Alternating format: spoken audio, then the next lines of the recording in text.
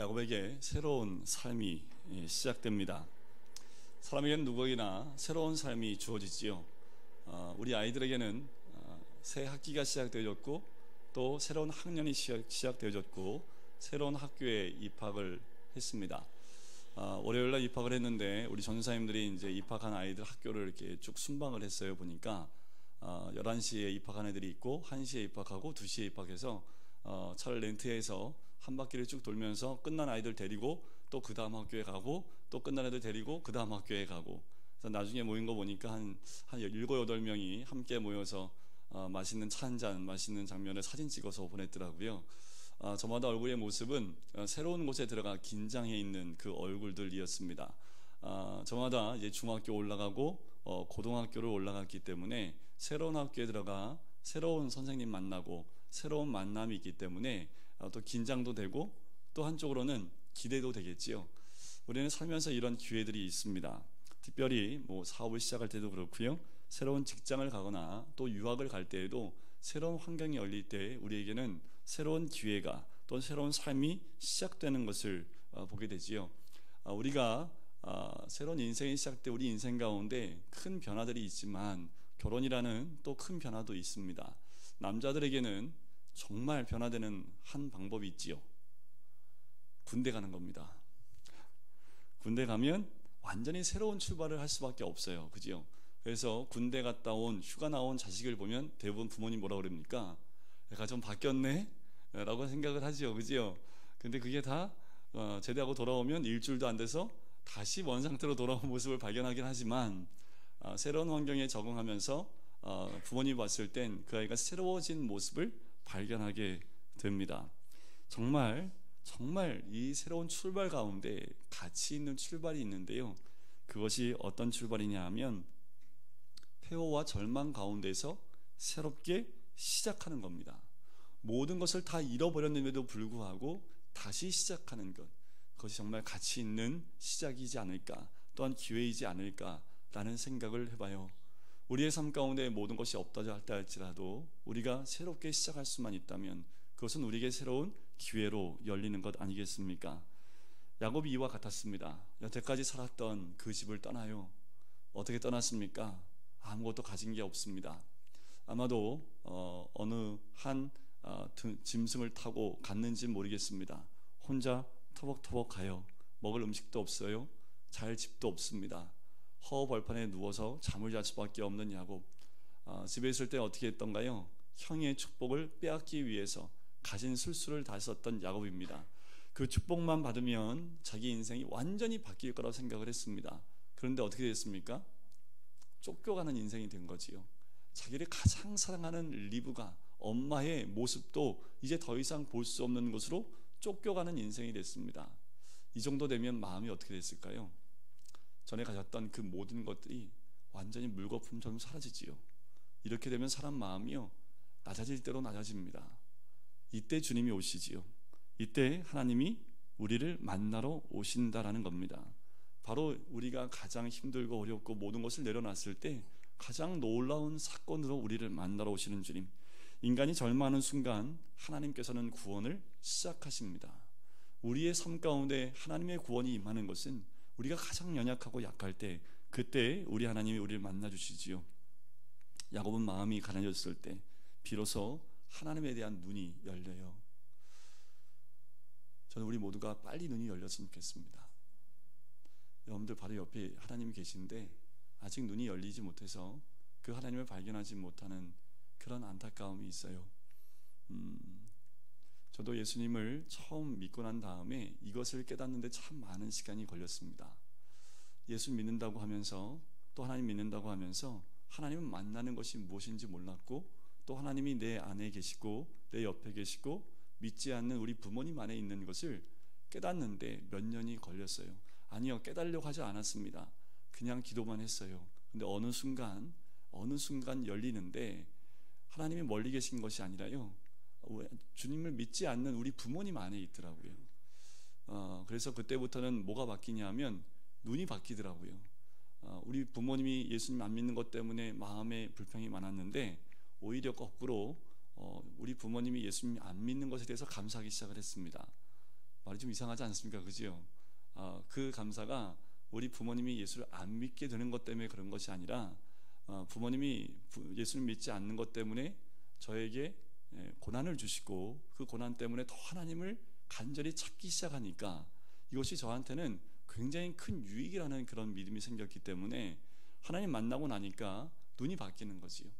이제까지 힘들었던 삶이 힘들지 않게 된 겁니다. 저는 말하기는 우리 저 어린아이부터 시작해서 우리 모든 분들이 매일 매순간 하나님의 만남을 통해서 우리의 시각이 바뀌고 우리가 바라보는 곳이 좀 바뀌었으면 좋겠다라는 생각이 듭니다. 바로 이 야곱은 그렇게 하나님을 만나요. 야곱을 만나주신 하나님이 뭐라고 말씀하십니까? 야 이놈아, 너 그러지 말라. 왜 그랬어? 너 그거 너 죄인 거 몰라? 형 거를 그 장자권을 야 단판축으로 어떻게 그걸 사? 하면서 책망하거나 하나님 심판하지 않으셨다라는 거예요. 우리는 왠지 하나님 만나면요 두렵죠. 왜 두렵냐 하면 이상하게 이 마음에 죄가 있는 것 같은 느낌, 하나님 앞에 가면 혼날 것 같은 느낌, 이런 것 때문에 하나님 만나면 조금 움츠리는 모습이 있을지 모르겠습니다. 그런데 성경에 나오는 하나님의 모습, 우리 야곱을 만나는 하나님의 모습을 보시면 야곱의 실수를 책망하는 것이 없어요. 어떻게 해요?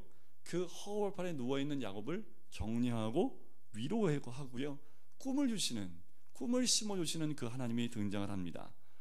우리 하나님 그런 분이십니다. 여러분들, 하나님은 무서운 하나님이 아니고요, 우리 하나님은요 늘 우리를 격려하고 지지하고 위로하고 꿈을 주시는 분이에요. 저는 이거 아는데요 참 오래 걸렸습니다. 이 머리는 알아요. 그런데 저희 아버지가 참 무서웠거든요. 아버지한테 한 대 맞진 않았습니다. 맞고 자라진 않았는데 이상하게 아버지가 이렇게 무서웠어요. 그러다 보니까 하나님 아버지가 어떻게 느껴졌냐면 참 하나님 아버지가 무서웠습니다.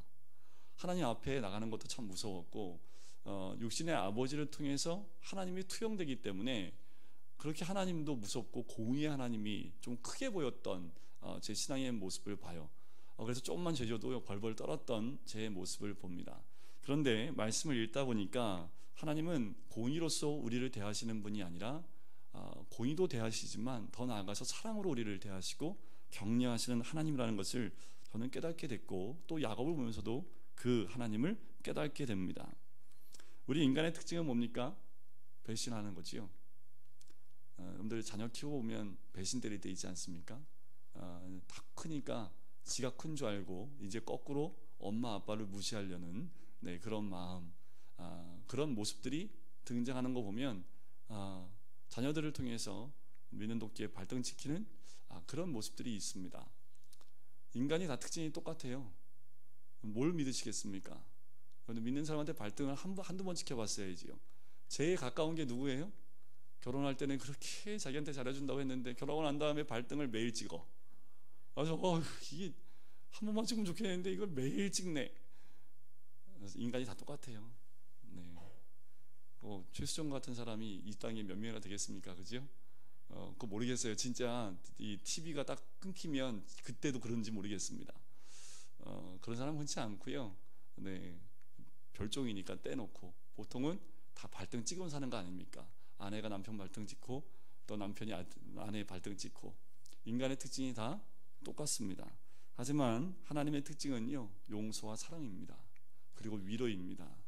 그래서 우리가 하나님을 만나면 우리의 마음이 어떻게 될까요? 마음이 회복이 돼요.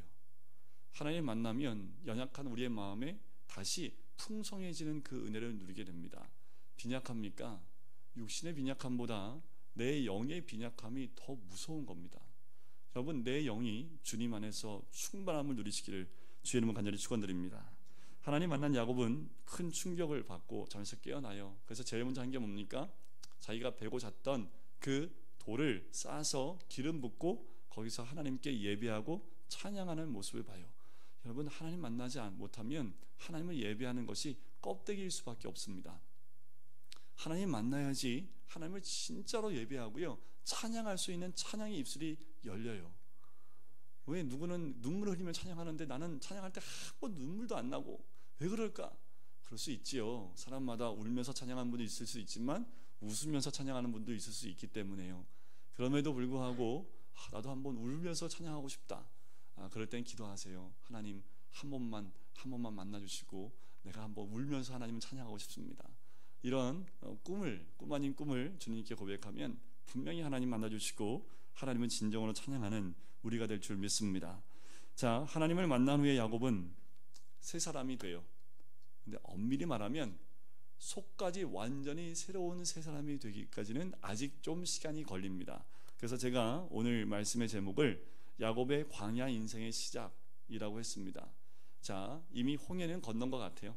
홍해는 건넜고요, 하나님의 인도를 받고 있는 지금 29장의 모습입니다. 하나님을 만나면 이제까지의 삶이 다 사라지고요, 미래의 창이 열리기 시작을 합니다. 상처는 순식간에 회복됩니다. 새로운 미래의 희망이 우리에게 오게 된다라는 겁니다.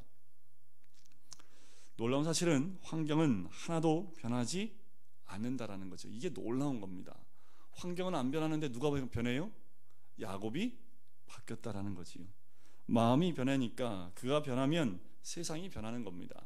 내 눈이 변하면 세상이 바뀌는 거지요. 내가 안경을 쓰면 안경 낀 대로 보이는 거 아닙니까? 그죠? 선글라스를 끼면 선글라스 색깔로 세상을 보이는 것과 똑같습니다. 하나님은 환경을 바꾸시는 분이 아니라 우리의 눈과 마음을 바꾸시는 분인 줄 믿습니다. 야곱은 새 사람이 되어가기 시작했고, 또 그러면서 나타난 증상이요, 기쁨과 감격입니다. 야곱은 꿈에 나타나신 하나님께서 자신에게 말씀하신 그 음성을 들어요. 그래서 어떻게 해요?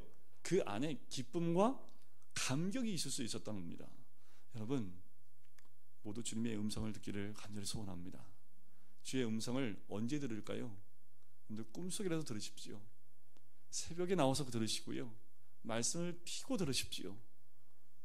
여러분들 언제든지 하나님은 우리에게 그 음성 들려주기 위해서 우리를 찾아오시는 분입니다. 여러분들 그 음성을 들으면 우리 안에 그 감격이 있어요. 야곱의 발걸음이 좀 가벼워졌습니다. 그 하나님 만나고 나니까 그 길이 그렇게 힘든 길처럼 보이지 않았던 거지요. 자, 이제 하나로 출발하는 그 길 가운데 갑니다. 자, 1절부터 3절까지 보니까 동방 사람의 땅에 이르렀다라고 해서 1절이 시작을 하지요. 자, 그 길은요, 약 20일 정도에 걸리는 거리입니다. 자, 브엘세바에서 출발해서 베델에까지 올라가는 그곳까지 하루길입니다. 그 하루길 만에 그 꿈을 듣고 그 다음에 19일을 더 걸어온 거지요. 걸어오는데 그 길이 800km나 되는 거리입니다.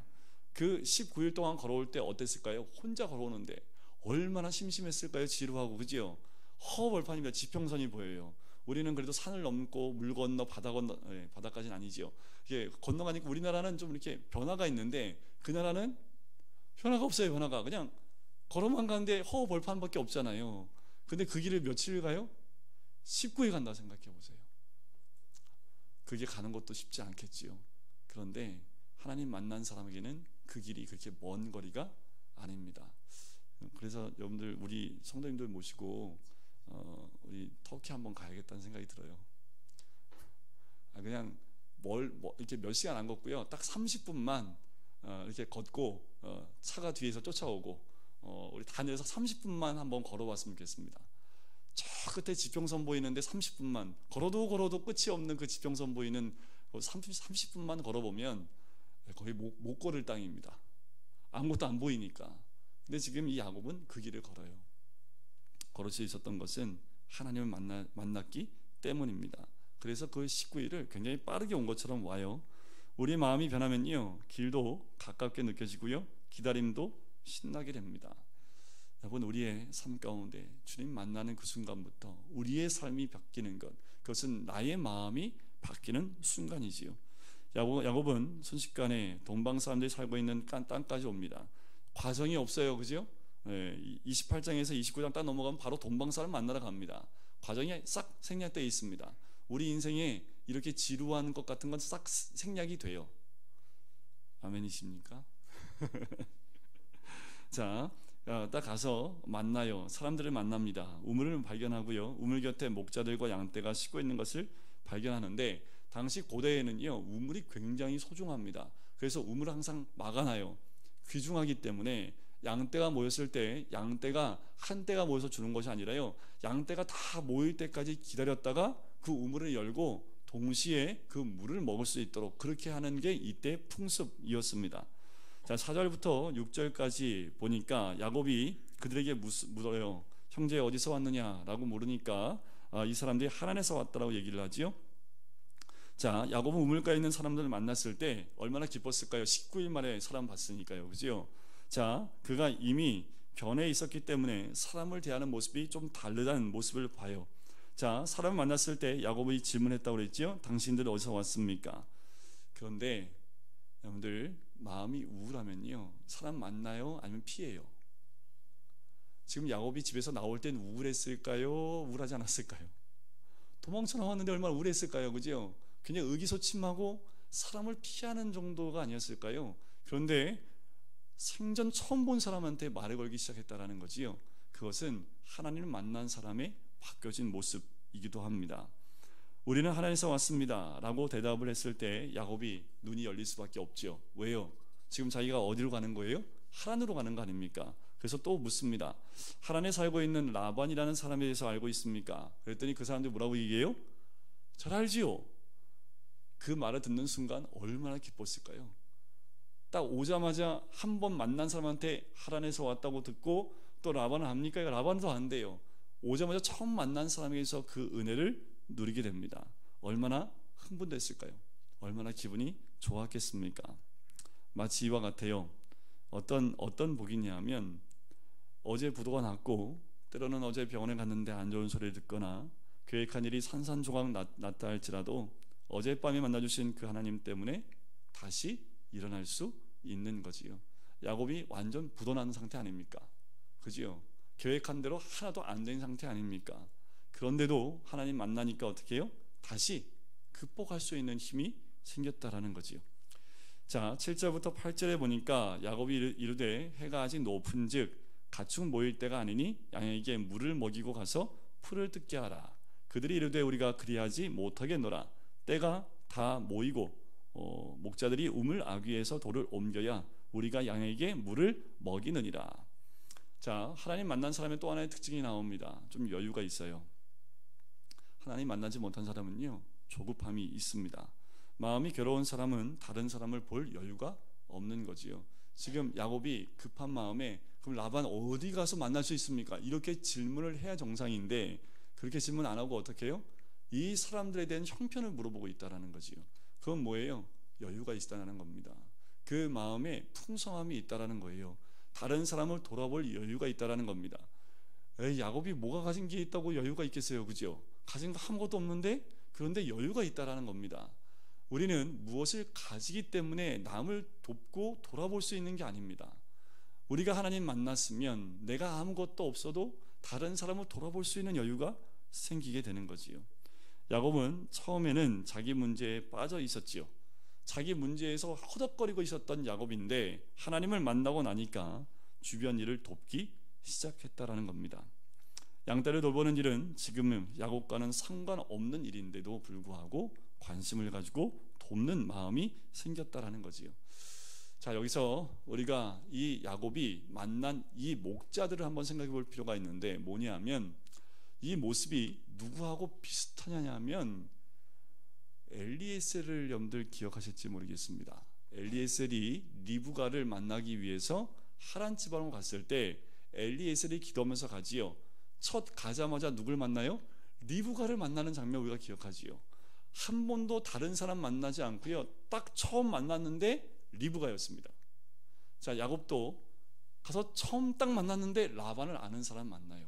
그리고 라반이 누군지도 알고 또 라반의 둘째 딸이 지금 양을 치러 온다는 것까지 이 야곱에게 알려준다는 것이요. 우연일까요? 아니지요. 하나님의 인도하심을 받고 있습니다. 내가 너와 함께 하겠다는 그 말씀대로 하나님이 함께 하시니까 시간을 낭비하지 않아요. 만나는 그 만남 가운데 놀라운 복을 누립니다. 내가 만나야 될 사람, 하나님 만나게 한 사람을 만나는데 정확하게 정확한 때에 정확한 시간에 그 장소에서 만나는 복을 누렸다라는 거지요. 우리 모든 성도님들 그 복을 누리시기를 주의 이름 간절히 축원드립니다. 여러분들 내일 어느 곳에 가시겠습니까? 어떤 우물 곁으로 가시겠어요? 그 우물 곁에 가시면요, 먼저 물어보세요. 여러분들이 그분한테 어디서 왔습니까? 아십니까?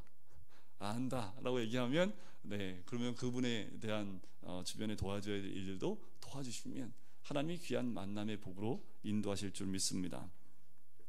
자, 하지만 양떼들은요, 목자들은 양떼가 다 모여야 물을 먹이겠다라고 기다립니다. 자, 9절부터 12절에 보면 드디어 야곱이 그들과 말하는 동안에 누가 와요? 라헬이 옵니다. 라헬이 양과 함께 오는 것을 보고요, 그 양들을 치고 있기 때문이더라. 자, 10절에 보니까 야곱이 그의 외삼촌 라반의 딸 라헬과 그의 외삼촌의 양을 보고 나가서 우물 아귀에서 돌을 옮기고 외삼촌 라반의 양떼에게 물을 먹이지요. 그리고 라헬에게 가서 입 맞추고 엉엉 울기 시작을 합니다. 그리고 자기를 소개하는 장면이 나와요. 야곱이 굉장히 조금 약간 업되어 있는 모습을 보지요. 딱 보자마자 일단 양에게 물을 먹이려고 아귀에서 돌을 옮깁니다. 자, 이렇게 야곱이 흥분했던 이유는요, 좀 전에 말씀드렸지만 하나님께서 인도하시고 또한 그 축복을 조금씩 경험할 수 있었기 때문에 그래요. 아무것도 없는 빈털들이었지만 하나님을 꿈속에서 만나고 음성을 듣고 난 다음에 하나님께서 인도하심으로 그 축복이 조금씩 열리는 것을 이 야곱이 직접 경험한 거죠. 그러니까 어떻게 해요? 흥분할 수밖에 없는 거예요. 여러분들, 우리 삶이 흥분되는 삶이 되기를 주의 이름으로 간절히 축원드립니다.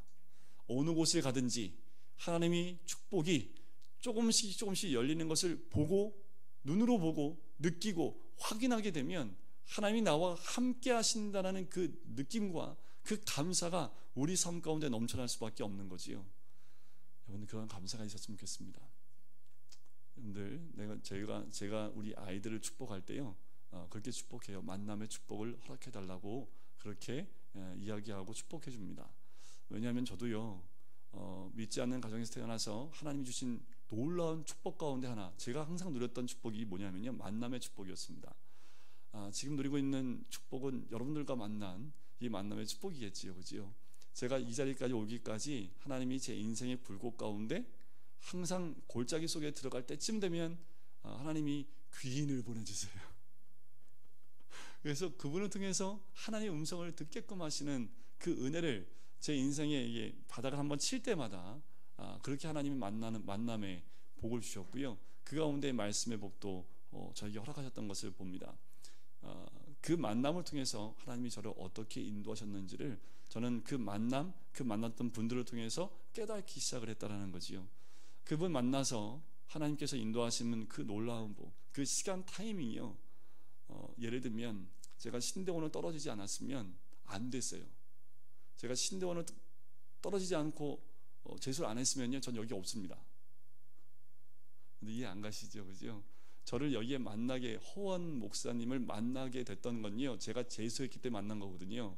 제가 재수해서 성경을 가르치는 교사가 될 수 있었어요. 재수하는 동안 많이 공부해서. 재수를 안 했으면 허원 목사를 만날 수도 없는 거지요. 허원 목사님 누군지 아시잖아요, 그죠? 그 목사님 만날 수 있었던 건 제가 재수를 했기 때문에 가능한 거지요. 이게 하나님의 인도하심이 참 오묘하게 우리의 삶을 인도하는 것을 보게 되는 거예요. 그 다음에도요, 조금의 시간에 오차만 있었어도 저는 이 자리에 없는 사건들이 굉장히 많았습니다. 하나님이 그렇게 오묘하게 우리를 인도해 나가신다라는 거지요. 경험해보지 않으면 모르는 거 아닙니까, 이거, 그지요? 하나님이 지나고 나니까 그때 내가 거기 없었으면 지금 내가 없는 거지요. 이것이 놀라운 은혜인데 지금 야곱이 그 축복을 확인해가고 있는 거예요. 더 놀라운 축복은 뭐냐면 만나는 그 자리에서 이게 하나님의 축복이라는 것을 깨닫는 게 가장 큰 축복입니다. 말이 어렵지요. 지나고 나면 축복인지 아는데 지금 이 순간이 축복이라고 내가 고백하고 느끼는 거는 정말 그게 축복입니다. 여러분들, 이 순간이 축복인지 아십니까? 수협에 이곳에 나와 앉아있는 것이 얼마나 큰 축복인지 아세요? 이게 축복이라는 것을 믿어지면 하나님은 앞으로도 축복의 길로 우리를 인도하시는 그 모든 길 가운데 하나님이 인도하시면 우리가 고백하게 될 줄 믿습니다. 자, 그 라헬을 만나서요 소리내어 막 웁니다. 그런데 이 라헬이 얼마나 놀랐을까요? 처음 보는 남자가 덥석와가지고 입 맞추니까. 근데 여기서 입 맞춘다는 건요 그때 당시에 예법 가운데 하나예요. 만나면 서로 이제 어긋나게 그렇게 뭐 볼을, 지금도 프랑스에 가면, 불란스에 가면은 이렇게 볼을 맞대고 인사하잖아요, 그죠? 입 맞추면 인사를 하는데 여기도 그냥 관례적인 인사인데, 근데 놀란 거 뭐냐면요, 이성끼리는 잘 안 해요. 동성끼리 하지. 아니 남의 집 여자하고 이게 하면 안 되잖아요, 그죠? 그러니까 동성끼리 하는데 지금 이게 이성이잖아요. 그러니까 라헬이 얼마나 놀랬을까요? 그런데 소리내어 우니까 라헬도 놀란 거지요. 그러면서 자기를 소개를 합니다. 그러니까 그 소개를 듣고 라헬이 곧바로 아버지 라반에게 뛰어들어가요. 그리고 아버지가 그 말을 듣고 달려옵니다. 그것이 13절과 14절입니다. 우리 13절을 같이 한번 읽어볼까요? 시작. 라반이 그의 생질 야곱의 소식을 듣고 달려와서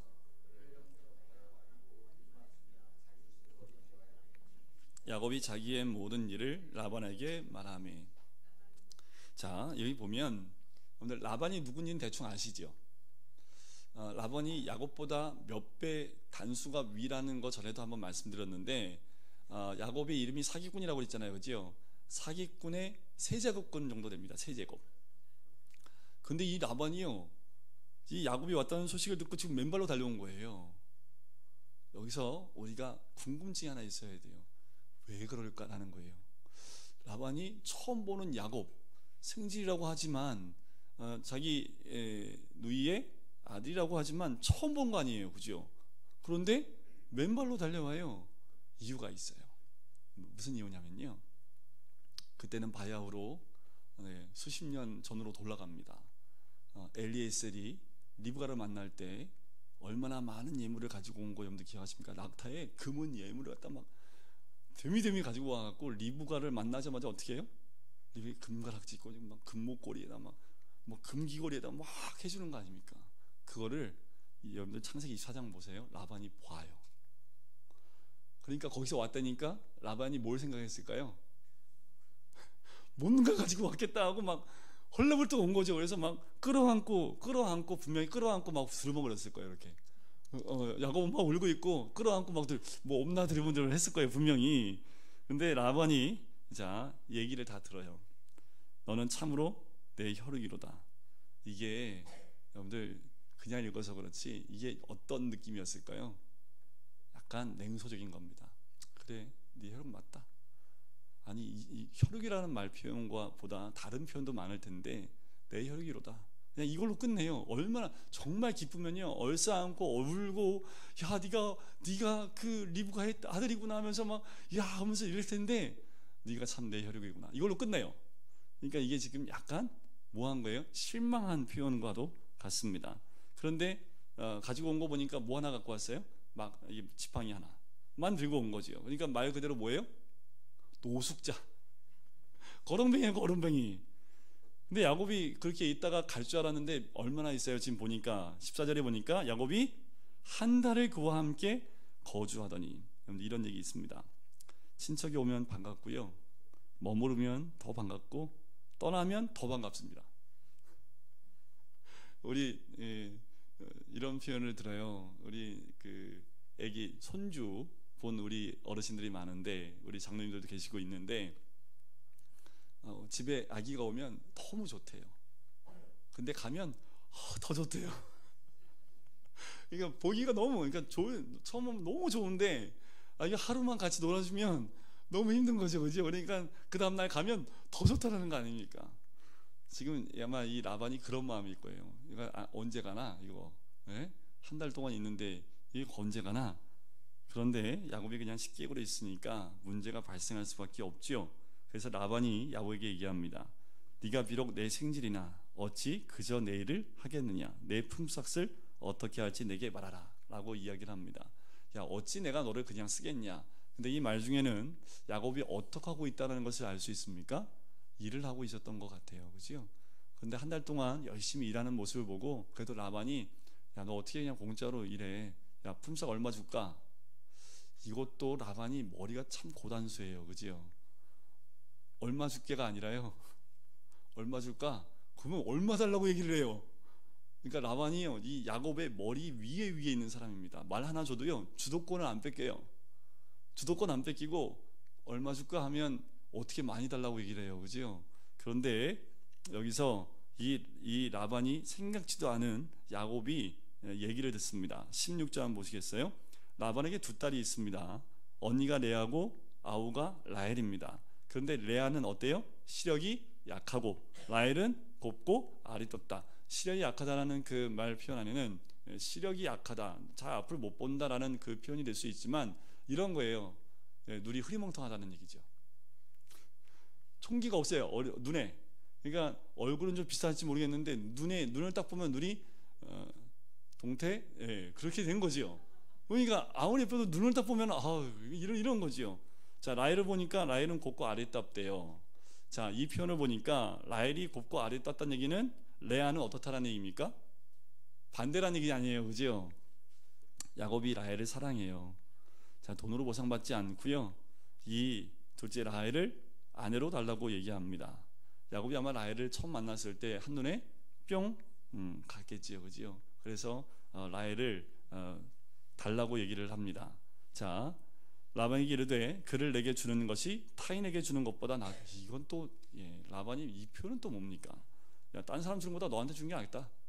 이게 그래, 야, 네가 내 삶 너무 좋아, 뭐 이런 표현도 아니고, 야, 쟤 주는 것보다 너 주는 게 낫겠다, 이런 표현 아닙니까 이게? 그러니까 계속 지금 야곱이 별로 이렇게 탐탁치가 않은 거예요.